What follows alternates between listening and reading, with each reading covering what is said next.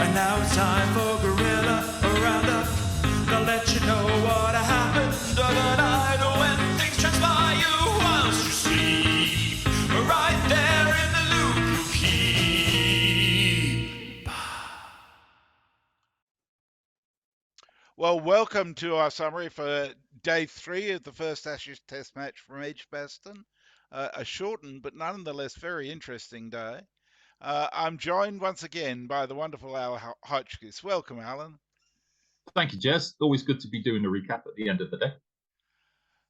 So I'll run through the scorecard briefly. Australia resumed this morning at 311 for 5 with all sorts of theories as to how they might go, and they went fairly well for the first hour or so until they lost their first wicket of the day when Alex Carey was out and they became 6 for 338. Khawaja and Cummings batted on for quite a while, and then they lost another wicket at 7 for 372 when Khawaja was out, and we'll talk about how a little later, for a fantastic 141. Given a bit of a send-off by Robinson, but that was it. And the Australian tail did not wag. So they lost their last 4 wickets for 14 runs and were all out for 386, leaving England with a lead of 7. So, as Alan said at the time, well, we've done all this to get absolutely nowhere. England came into bat, and, well, you wouldn't say they looked super comfortable. They weren't going at a huge pace, but they didn't appear to be in great danger. And then it rained at about 2:15. Started raining, so they went off for rain. They were off for about an hour and came back on. It was very dark, clouds around, but they managed to get 15 minutes of play in. And in that time, we saw conditions we hadn't seen at all during the match, with the ball swinging, overcast, Boland and Cummings bowling beautifully. And England went from 26 for no wicket to 28 for 2 as Crawley and Duckett first and then Crawley lost their wickets to Cummins and Boland respectively, and then the heavens opened again, and despite several inspections there was no more play after that. So England ended the day at 28 for 2. That's an overall lead of 35 runs with decent weather forecast for tomorrow, some doubts about day 5, but the game's still very, very much in the balance. What was your feeling about today, Alan? I thought the Australians got a bit bogged down in the first hour, 75 minutes or so. Khawaja, while steady, didn't do what we see some people do with the idea of already having 100 in the bank, which is to feel liberated, and carried on. And I think expected the people around him to be more attacking. Anderson's wicket, the first wicket of the morning, was a really good delivery and kind of out in keeping of the general way that the game had gone up until that point today, which is that England had looked, a little bereft of ideas, and then everything switched by bringing Robinson into the attack and this setting of what we might describe as an umbrella field. Mm-hmm. So imagine, if you will, in the section of the ground, if you are a left-handed batsman, Khawaja facing, from mid-on through to square leg, 4 fielders, no more than 20 metres apart. And after 2 deliveries, that then switched to 6 fielders, 3 on each side. And Khawaja played only one un-Khawaja-like shot, but it was his dismissal.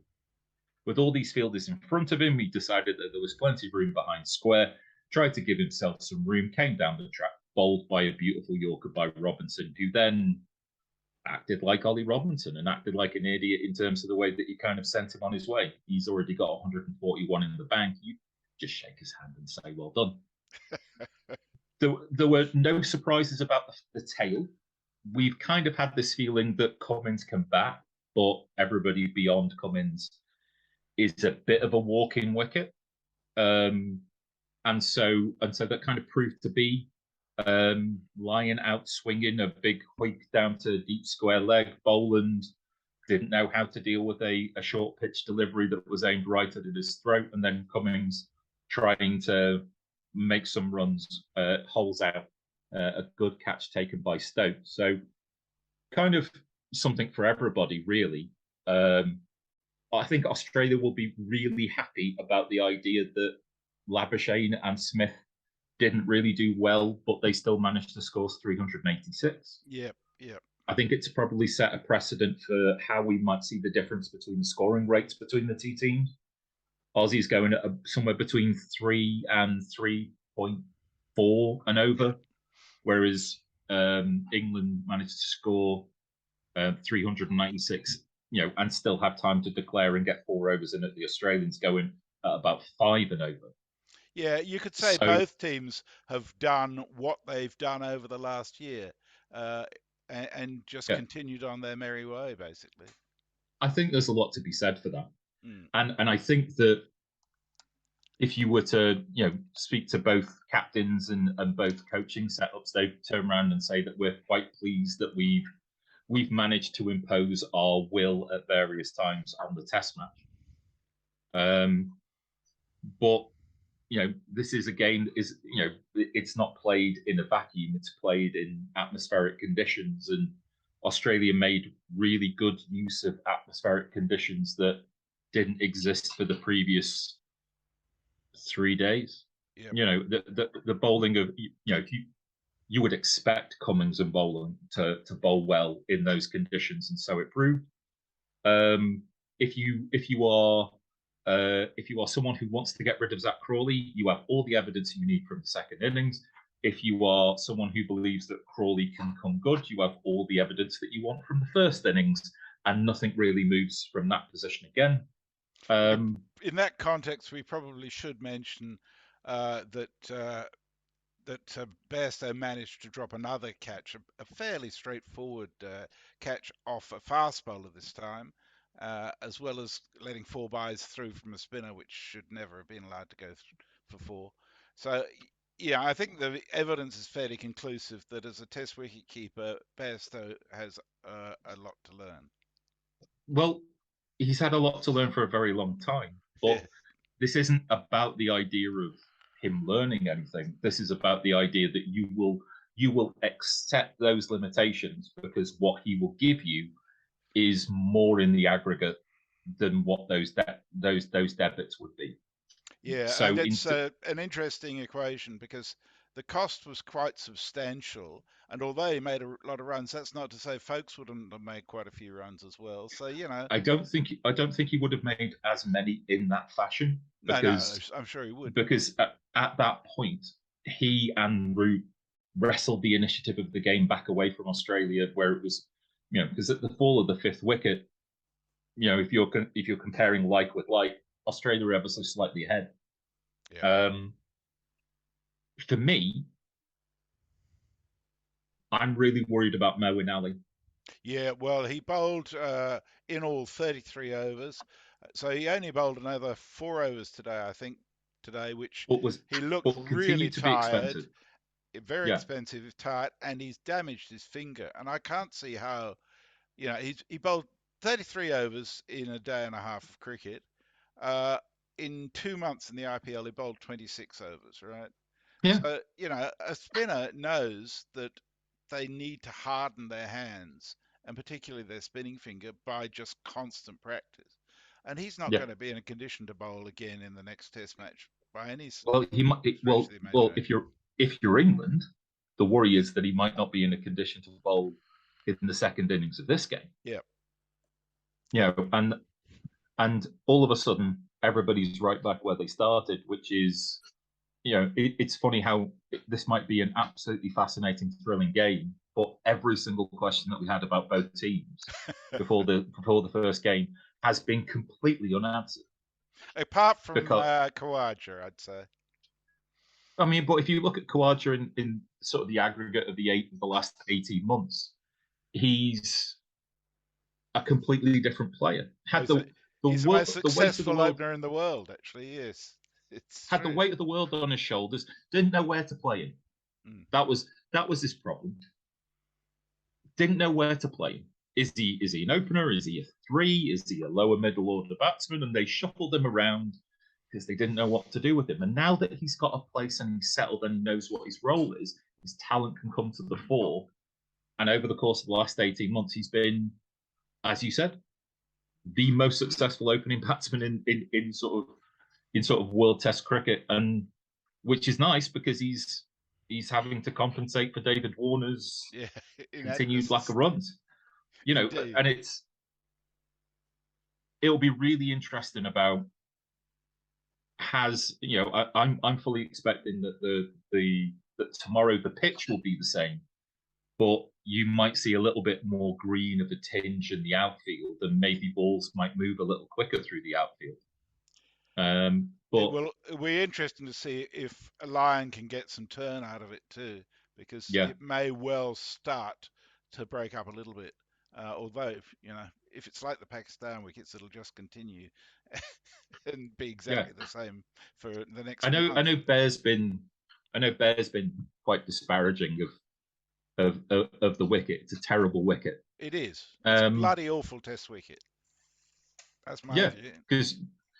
But the equations don't change. It just becomes a bit more difficult to be able to do it. And if it sounds strange in this, and I hate to use the word baseball as a noun and as a verb and as a an adjective and all this type of stuff. But if ever there was a situation where it might be absolutely perfect, then this is the thing. Yeah. You have to score quickly enough. It's 2 days. It's effectively it's a 1 inning game. It's a 2-day game. You have to score enough runs quickly enough, and enough of them to be able to give yourself enough time to be able to take 10 Australian wickets. Yeah. Now it's going to be difficult to do that on this pitch as it's currently being constituted, but that's the equation. So, I think they're very glad. I think there would have been absolutely zero baseball if they'd have gone back out for another half an hour. Yep. England were by far the more relieved team to know that there was no play. Once there was the inspection after inspection after inspection, I'm assuming that whoever's cleaning up in the Holly stand is probably pleased to get rid of all those people anyway. Yeah. But people stayed until the very last minute, till there was no play. I think the Aussies would have quite liked another 10, 15 minutes at Pope and Root, and no doubt the only English batsman that would have had his pads on as well would have been Stuart Broad for some godly reason. Yeah. Yeah, probably. It's the 2 English dismissals. Crawley was basically a very nice ball from Boland that just found a bit of movement. He just nicked it off to Carey behind. But Ben Duckett received a good ball from Cummings, went to the gully. Cameron Green is proving himself to be, I think, possibly the best gully fieldsman I've ever seen. Because a man of his size, he's got those huge arms, but he moves so fast to the ball. Took a stunning catch right at the ground by his feet. There was some talk initially about whether he grasped it the same way that he admitted that he'd done one for Gill at the WTC final. But as you say, the days of, don't get me wrong, there's still specializations, given Pope and Duckett's size, get the helmet on, get close. Yeah. But he's probably quite indicative of what you want the modern cricketer to be, about the idea of you're about 10 foot tall, but field well. Yeah. We've got to find more ways for cricketers to make contributions, and if it's not with the bat, if it's not with the ball, well, throw yourself around in the field. Indeed. And the one he took is just world class, absolutely world class. Absolutely. So we're at the end of a day where there wasn't a huge amount of play, but gee, it's still anybody's game. The weather Yeah, may be the winner on day 5, but who knows? I tell you what, I have been so happy, both last week with the Australia-India game and this week with this game, to be back in Test cricket. It has just got so much going on. It's so delicious for me after the I watched a lot of the IPL and the T20, and I enjoyed quite a lot of it. But it's just a totally different game, and I love yeah. this. All you need is two evenly matched sides. They don't have to be great sides. Mm. They just have to be well matched. And we knew, as you know, England centric people, that we knew that Australia would come and be ready. There was that even that no sense of being undercooked and underprepared, even though the idea of tours and games against county sides is very much by the by these days. Um, they're a hard nosed, well prepared professional outfit. They're an image of their captain. Um, it's gonna be it's gonna keep us on the edge of our seat till day 5 of Test 5. Yep. I only might everyone I hope will get to the end of that and go, I wish it could have been something that lasted the whole summer. Yes, it'd be nice to be going into August. As it is, we're going to the women's test on Thursday, which we will be covering. So we're going to have a pretty full-on couple of months. And Um, that's going to be just as enthralling as the men's Ashes. Absolutely, absolutely. I think they're going to be very well matched. Um, the gorilla of the day for me was not actually somebody who appeared on air, but a hugely important gorilla for us, and that's Mog. Because very early in the day, Tony Bishop started calling a ball that turned out to be a replay of Moeen Ali's wonderful ball that dismissed Cameron Green yesterday. And almost immediately, the Bear played this new jingle that Mog had come up with, which relates to the Bishop actually calling replay balls. And I just think that's genius from Mog. So he's got to be the gorilla of the day for coming up with that so quickly. I It, have to say, Tony's a little unfairly treated because he's far from the only one who's called replay wickets yeah, but he on does air. it more often than anybody else, and he gets more excited by it than everybody else. That's He true. gets That's true. It's so thrilling, and then to watch that thrill and excitement turn into the bitter pill of disappointment, and is yeah, Yeah. it's terrible to see. Just And glad it's not happening to me. That's the thing. our tweeter of the day, who was runner-up yesterday, but today continued in his vein, who Pirate Badger came up with a series of tweets with the help of some AI under the hashtag of GC Sommelier. Uh, Given that we are promoting Ponting wines, and click on our website link to get Ponting wines at 15% off.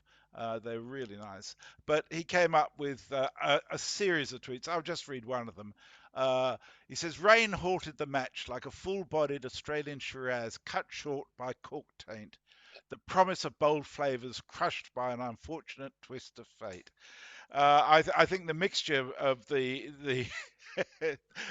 the Ponting lilt in relation to the wines and the cricket matches perfectly. So Pirate Badger, I think you've I really the earned that one.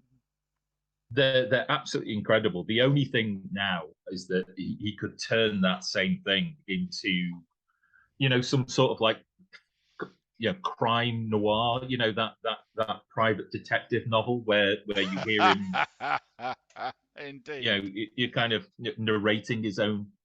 As soon as she walked in, I knew she would be trouble. That sort of thing. Well, it, Gumshoe detective. Yeah. it's amazing what you can do with AI. Anyhow, we better wrap it up there. Thank you so much for being with us. As ever, if you like it, please click the like button, share it. We love having your comments below or through the Twitter feed. And I'll certainly endeavour to answer anything that you put up there. And if you disagree with us, by all means, let us know. That's Yeah. what we're about. because that's how we got involved in guerrilla cricket in the first place, by disagreeing with what was said.